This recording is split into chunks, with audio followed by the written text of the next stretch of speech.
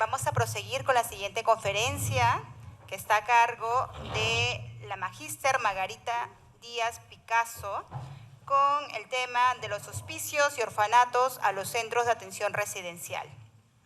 Bien, bueno, primero agradecer la invitación. La verdad me siento muy honrada de estar aquí presente en San Marcos, además donde estudié la maestría en Política Social con mención en Género y fui asesorada por el doctor Jaramillo, así que estoy muy feliz de estar aquí. Y el tema que me trae el día de hoy tiene que ver con esta mirada de hospicios, orfanatos y centros de acogida residencial. En nuestro país, los enfoques ligados a los derechos humanos, especialmente a los derechos de los niños, niñas y adolescentes, así como la mirada de interculturalidad, son relativamente nuevos. ¿Y por qué digo esto? Porque es hacia fines del siglo XIX, cuando llega al Perú la orden salesiana, que se empieza a ver la asistencia a las niñas, niños en situaciones de abandono, variadas situaciones de abandono, y las órdenes religiosas son las primeras preocupadas en darles asistencia entendida como alimentación, vestido y un lugar para guarecerse o dormir. Pero la mirada era una mirada desde la asistencia, las necesidades, digamos, para la supervivencia. No había todavía una mirada o un enfoque de derechos y tampoco el enfoque de autonomía progresiva, que es el que se desea desarrollar en las niñas y niños. Más aún, recordemos las normas sociales y el imaginario de la sociedad peruana de esa época, con los tabús, ¿no es cierto?, los misterios y también las discriminaciones cruzadas a estas niñas, niños y adolescentes que estaban en situación de abandono. Existía desde el derecho de familia, por ejemplo, la mirada de los expósitos, habían diferentes clasificaciones. Estamos todavía en un mundo que distingue los hijos matrimoniales de extramatrimoniales, llamándolos ilegítimos, ¿no es cierto?, con la carga peyorativa que eso tenían menos la mitad de los derechos hereditarios y muchos otros derechos estaban negados, y eran muchas veces estos hijos e hijas no reconocidos los que acababan en estos lugares abandonados realmente, ¿no? Y por eso había una carga también en el trato a estos niños y niñas producto de esta discriminación social. Cruel, por cierto, ¿no? Ya hacia el año 1924 estamos frente a la Declaración de Ginebra, que esboza los principios de los derechos, de lo que sería después la Convención de los niños, de los derechos de los niños, niñas y adolescentes, ¿no? Pero seguimos todavía nosotros estando en un país en el que la mirada de los derechos sigue siendo esquiva, ¿no? Entonces, esta es una puerta de entrada hacia los enfoques novísimos, digamos, de derechos de las niñas y niños, pero son enfoques progresivos.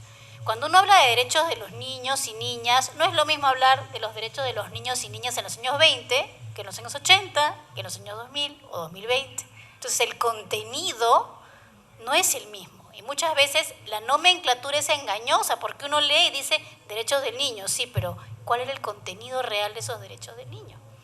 Y ahí recuerdo la ponencia de Alejandro, la ponencia de Enrique, ¿no es cierto?, cuando nos hablan de estas variables de progresividad autonómica en la vida de las niñas y de los niños, que no está reconocida por nosotros en el Perú. Hay que ser sinceros porque no lo está. Y para decir si algo está o no está reconocido, no basta con esbozarlo de forma general, porque para eso las abogadas y abogados somos muy astutos, sino para ver realmente cómo se ejercen esos derechos, porque entre el goce y el disfrute a veces hay un trecho demasiado largo. Entonces,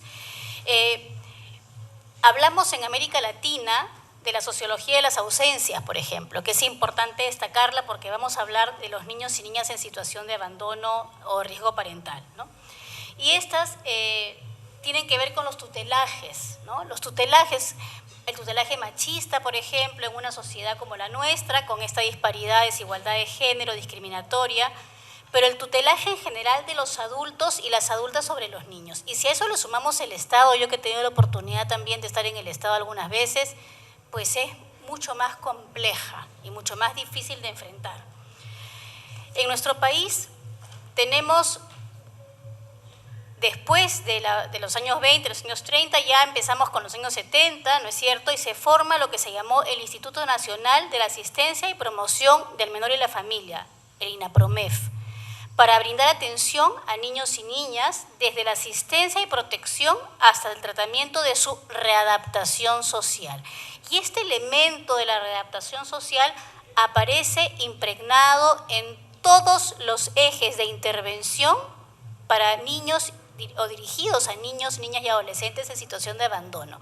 Entonces, hay detrás de todo esto una mirada de evitemos su peligrosidad. Se mira como peligroso o peligrosa al niño en situación de abandono o en riesgo de perderlo. Y eso es algo difícil de decir porque es duro y sí nos cuestiona. Nos cuestiona porque no estamos mirando al sujeto en su valor como tal, sino en lo que ese sujeto podría representar para que nosotros o nosotras tuviésemos algún tipo de inconformidad en nuestra vida social. Ya sea que me puedan arranchar la cartera los pirañitas, ¿no es cierto? O que mañana más tarde pueda alguien, no sé, cometer algún otro tipo de delito. Entonces, yo lo que trato de frenar como sociedad es la peligrosidad. No estoy actuando ni desde el amor, ni desde los derechos, ni desde el reconocimiento del otro como igualmente valioso, sino desde evitar su peligrosidad, o sea, desde el temor. Y el miedo, como bien sabemos, es una emoción importante cuando vamos a huir de un ataque de un tigre o de un león o para podernos defender ante una situación, por ejemplo, si suena un bocinazo, caminamos más rápido, no vaya a ser que nos atropellen, hay un instante de miedo. Pero generar una política pública, sobre todo dirigida a niños y adolescentes, desde el temor, lo que va a generar es represión y castigo. Y es así como muchas veces se han vivido en estos lugares donde los niños y las niñas viven mientras se les restituye a su familia de origen o en todo caso son puestos a disposición del sistema de adopciones, ¿no? Entonces la readaptación social es algo bien interesante porque ahí hay un nicho para estudiar también y seguramente aquí hay expertos que conocen en detalle el tema de lo que significa este concepto cuando se habla de niños, niñas y adolescentes, ¿no? Hacia el año 80 se crea el INAVIF, ¿no? La Municipalidad de Lima crea la Casa de los Petizos y empieza ya una mirada más, digamos, internacional y latinoamericana también sobre cuidemos a los niños y las niñas, ¿no? Claro, todos decimos cuidemos, pero todavía no sabemos cómo. Entonces, en el cómo también hay un tema de respuesta de parte del Estado peruano.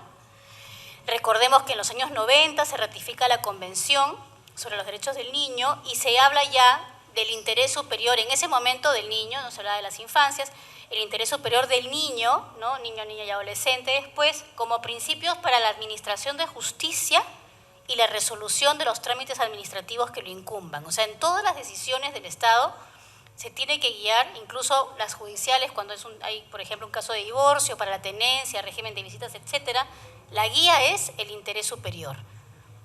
Por encima de todos los adultos están los niños. Eso es lo que significa el interés superior. Vamos a mirar primero qué es lo que ellos necesitan. El problema está cuando las necesidades las definimos solo nosotros. Entonces son las necesidades que yo considero que tú tienes y no las que tú me estás expresando tener. Entonces ahí hay un tema de participación efectivamente en el que existe una carencia importante. Ahora, el INAVIF pasa por una serie de historias, ¿no? Porque pasa primero por ser de la presidencia del Consejo de Ministros hasta el año 92 y después en el 96 se creó el Ministerio de la Mujer y Promoción del Desarrollo Humano, que creo que fue el mejor nombre que tuvo el Ministerio de la Mujer, porque el concepto estaba claro, de la mujer y promoción del desarrollo humano. Luego, el INAVIF pasa a ser parte del Ministerio de la Mujer, ¿no es cierto? Y se le da la rectoría del Sistema Nacional para el Desarrollo de la Población en Riesgo y también para la protección de los niños, niñas y adolescentes en situaciones vulnerables, ¿no? Entre otros, porque también están los ancianos y las ancianas, personas adultas mayores, ¿no? Hoy el INAVIF, que es del que dependen estos famosos CARS, así se llaman ahora Centros de Acogida Residencial, es una unidad ejecutora del Ministerio de la Mujer y Poblaciones Vulnerables, o sea, tiene presupuesto propio, tiene autonomía administrativa, funcional y técnica, y depende orgánicamente del Viceministerio de Poblaciones Vulnerables, ¿no? Entonces, en el Perú tenemos una institución específica que, entre otros temas, ve el tema de los centros de acogida residencial. Ahora, ¿qué es lo que estamos viviendo en el Perú? Para el año 2022, la Defensoría del Pueblo determinó, por ejemplo, que dentro de las causas de desprotección familiar, las mayores son violencia psicológica, seguidas de violencia física y psicológica y abandono. Son las principales causas de desprotección. Entonces, el elemento central es la violencia de la que hemos conversado en esta noche en todas las presentaciones. Es esta huida que muchas veces ocurre de casa por parte de los niños, niñas y las adolescentes, ¿no? Pero ¿qué pasa? El Estado peruano tiene una serie de procesos administrativos para que un niño o una niña ingrese a estos centros de acogida residencial. Entonces, existen diferentes tipos de centros de acogida residencial, existen los básicos o regulares, los de emergencia, y también existen los especializados, por ejemplo, para niños y niñas que tienen algún tipo de discapacidad. Existen las UPEs también, que son las unidades de protección especial, ¿no? Por ejemplo, cuando hay algún niño o niña deambulando por la calle y se va a la UPE para que el niño o niña pueda dormir allí, al día siguiente puede retornar a su familia o puede ser derivado a un centro de acogida residencial. Sin embargo, lo cierto es que no existen suficientes centros de acogida residencial tampoco. ¿Cómo están definidos estos centros de acogida residencial? Lo que antes fueron los albergues y antes de los albergues fueron los hospicios u orfanatos.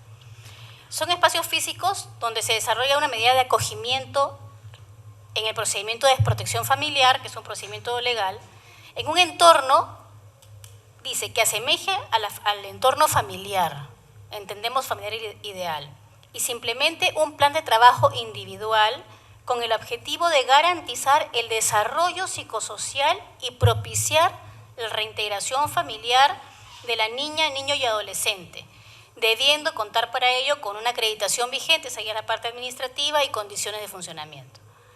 Entonces, estos CAR pueden estar, digamos, administrados por una institución privada o por el propio Ministerio de la Mujer, o puede ser una incluso mixta. Y aquí viene el primer tema delicado para esta noche. Y es que si vemos la definición es bien grande. O sea, es acogimiento, es asemejando a la familia, con el plan de trabajo individual, el desarrollo psicosocial. O sea, me habla de un aparato complejo. Para poder atender todo lo que yo espero lograr, tengo que tener un aparato muy complejo. Entonces, ese es un primer elemento que hay que considerar para poder trabajar sobre él. El otro es que en nuestro país la mayoría de los centros de acogida residencial privados están a cargo de instituciones, de comunidades religiosas evangélicas. Entonces, hay un alto número que está bajo el cargo de diferentes organizaciones. Y si hablamos de que en estos centros de acogida se trabaja desde el enfoque de derechos humanos, se trabaja desde el enfoque de género y desde el enfoque intercultural, a mí me cuesta un poco creer que eso puede darse realmente cuando sabemos que existen centros de acogida residencial en los que prácticamente a los niños y a las niñas no se les da un mayor protagonismo a nivel de participación y que reproducen además sistemas tradicionales sexo-género, con lo cual también se pueden reproducir las discriminaciones y las violencias, por ejemplo, hacia adolescentes que tengan una orientación sexual diferente a la heterosexual. Entonces, hay una serie de complicaciones que existen cuando los enfoques no se aterrizan y solamente se enuncian como, a lo mucho, como decían ahora, de repente también como un paradigma, como un deseo, pero que no se están operativizando metodológicamente en la intervención con los niños, las niñas y los adolescentes, ¿no? Entonces, existe el CAR básico, como les decía, que atiende para brindar cuidado y protección para el desarrollo físico, psicológico y social. Y dice, para lograr su desarrollo integral y promover su reintegración familiar. El tema de la reintegración familiar también es un tema que hay que tomar con bastante cuidado. ¿Por qué? Porque es cierto que lo que se desea es que todos los niños y niñas vivan en una familia, que es lo ideal, en una familia que les dé amor, que les dé soporte emocional, soporte material también, ¿no es cierto? Pero lo cierto es que en muchas familias la violencia y las condiciones de maltrato son bastante severas. Entonces, cuando se habla de una política de desinstitucionalización de niños y niñas, que se entiende que es tratar de que no vivan permanentemente en un hogar, bueno, hay que preguntarse cuál es el mejor lugar para que estén en ese momento. Porque no por lograr mi objetivo de desinstitucionalizar voy a volver a colocar a las niñas y adolescentes en situación de riesgo. Riesgo comprobado, porque para que estén donde están en ese albergue es porque se ha comprobado que hay un riesgo real. Entonces yo no puedo tentar a la suerte y regresar a los niños, niñas y adolescentes a esos entornos para cumplir con mis metas de desinstitucionalización. Digámoslo así, tal cual, porque muchas veces en general existen estas ideas de las metas no escritas, ¿no? Pero hemos cumplido con desinstitucionalizar. ¿Cuál es el costo de esa desinstitucionalización? Que estamos de acuerdo que sería el ideal. Ese es el ideal, pero el ideal no puede construirse o cumplirse bajo la premisa de hay que reintegrarlos a su familia sí o sí. No siempre, lamentablemente, la familia para muchos niños y niñas es el lugar más seguro para estar. Entonces, ese es un primer elemento. Yo siempre he sido cuestionadora de esa idea fija de que tienen que volver a su familia, creo que no necesariamente es así.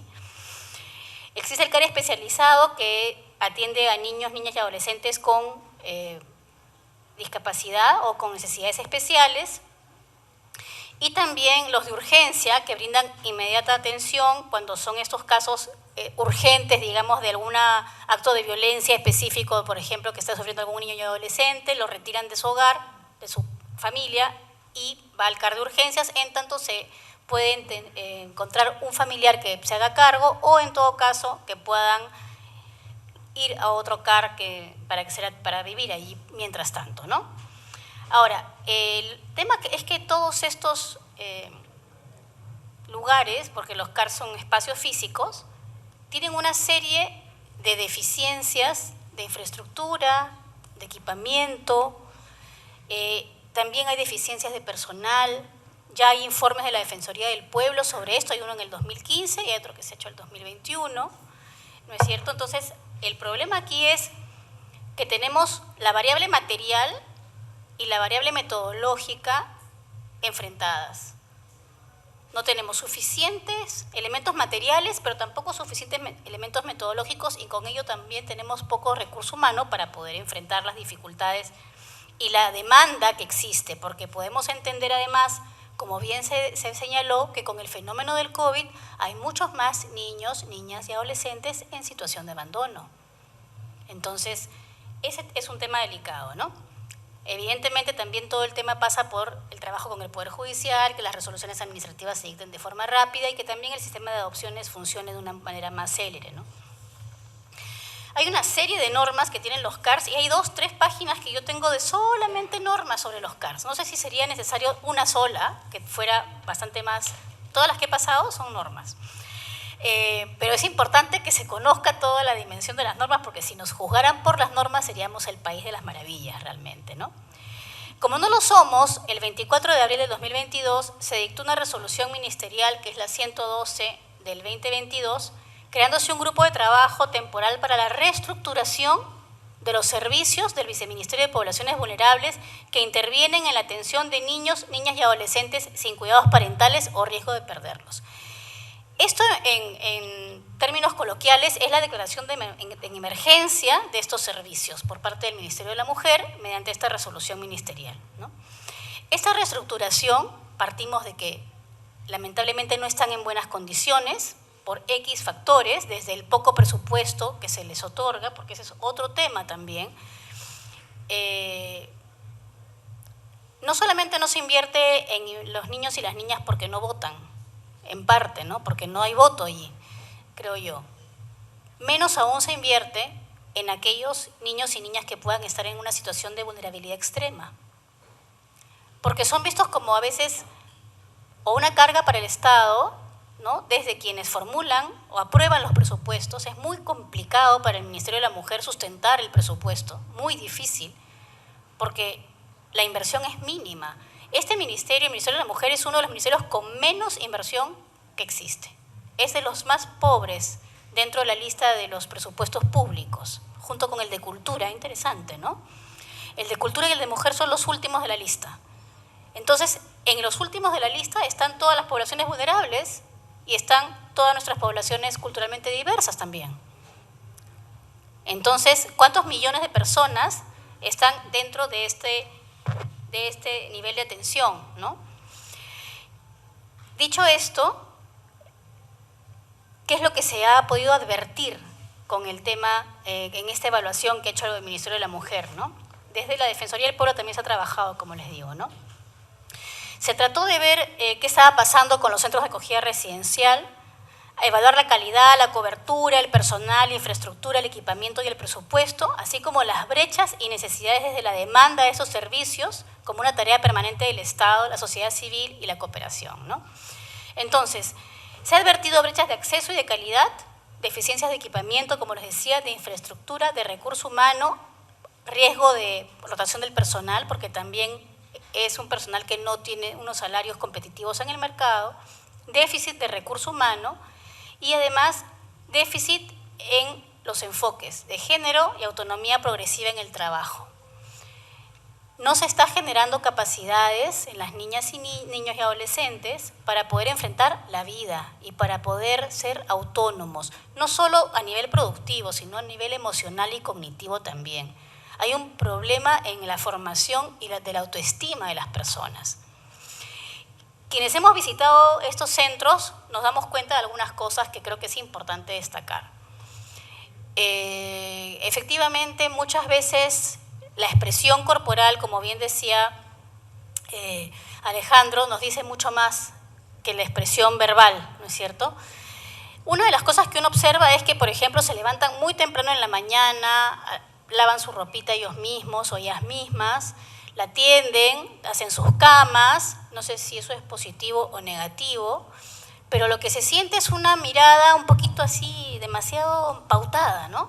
Como algo militarizado, ¿no? Entonces todos se levantan a la hora, duermen a la hora, lavan su ropita, tienen su camita. A mí me impactó porque como yo no soy muy adepta a las labores hogareñas, cuando vi que hacían todo eso me sorprendí muchísimo.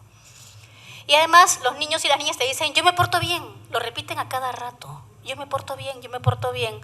Ay, yo los miraba y decía, ¿por qué me tienen que decir que se portan bien? ¿Qué será portarse bien? ¿Será no preguntar? ¿Será no contestar? ¿Será no alzar la voz? ¿Será no decir lo que pienso, portarme bien? ¿Será obedecer todo lo que me dicen sin chistar, portarme bien? Y me asustó cuando me empezaron a decir todos que se portaban bien.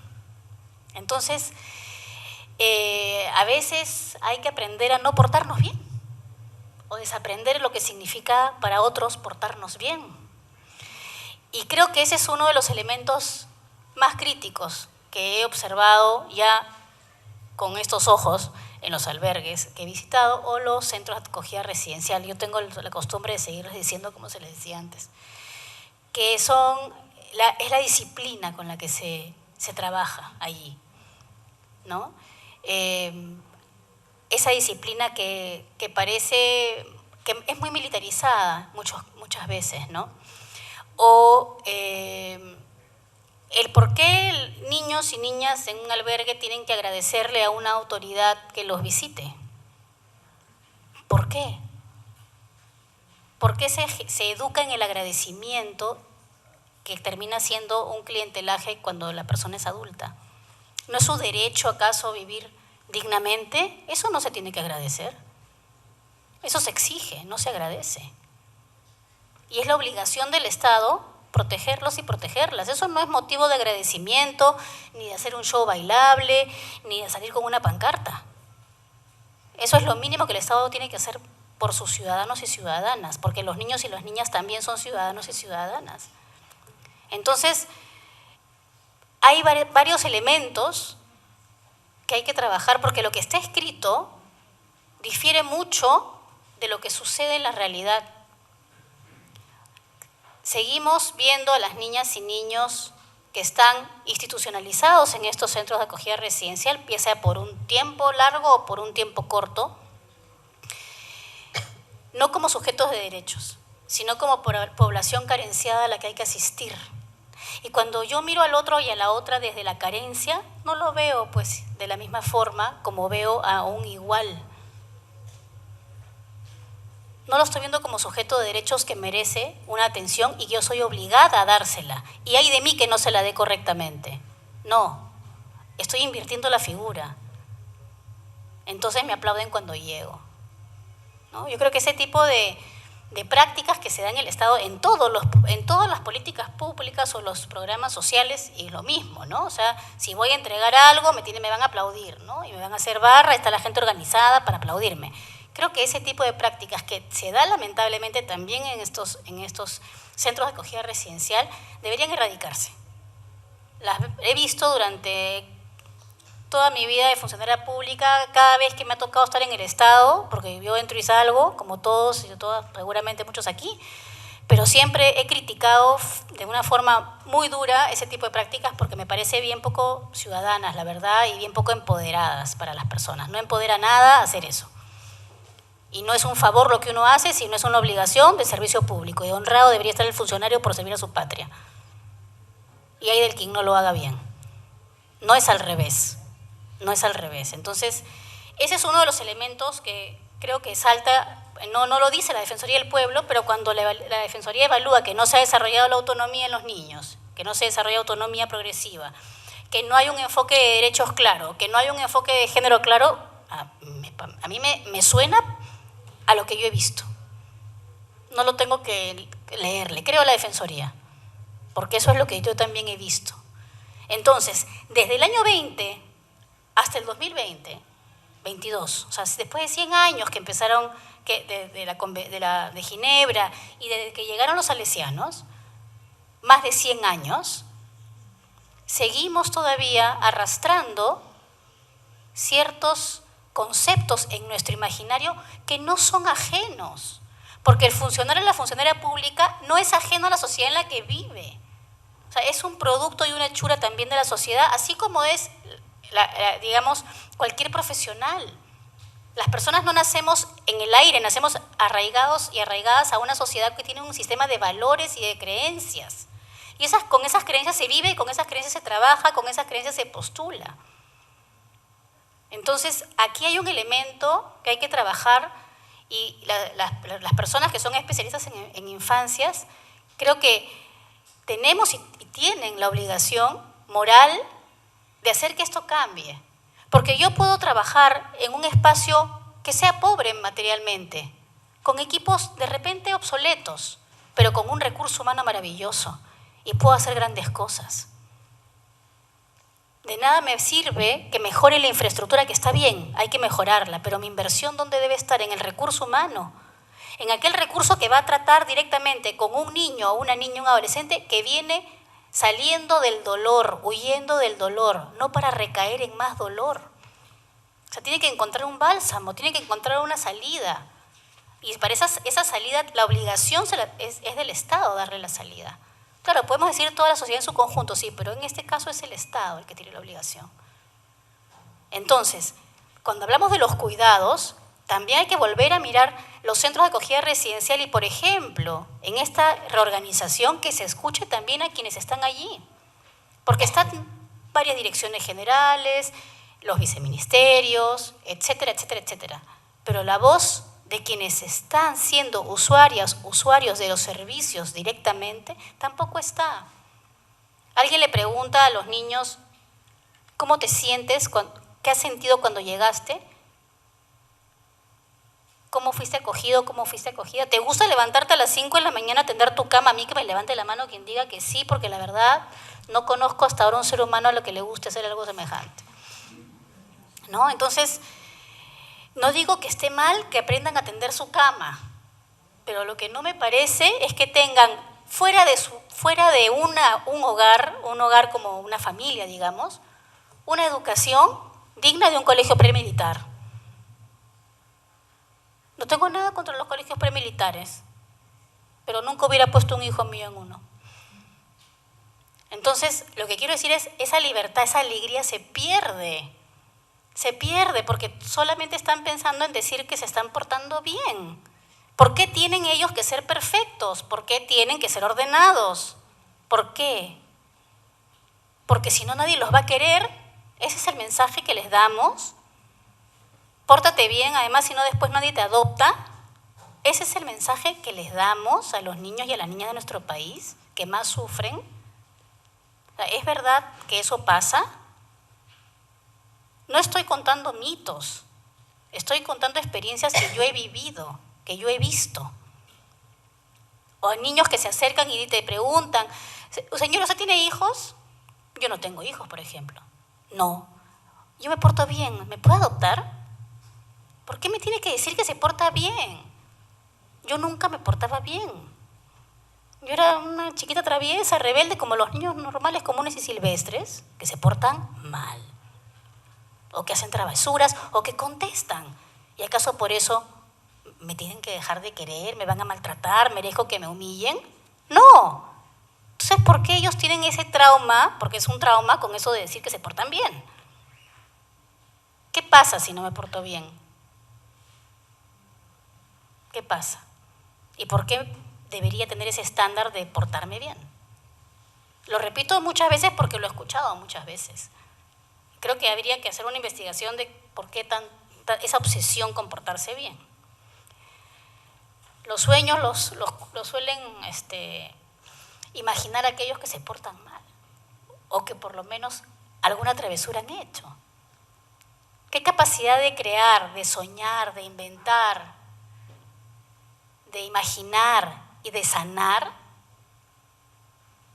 tiene una criatura que todo el tiempo cumple reglas?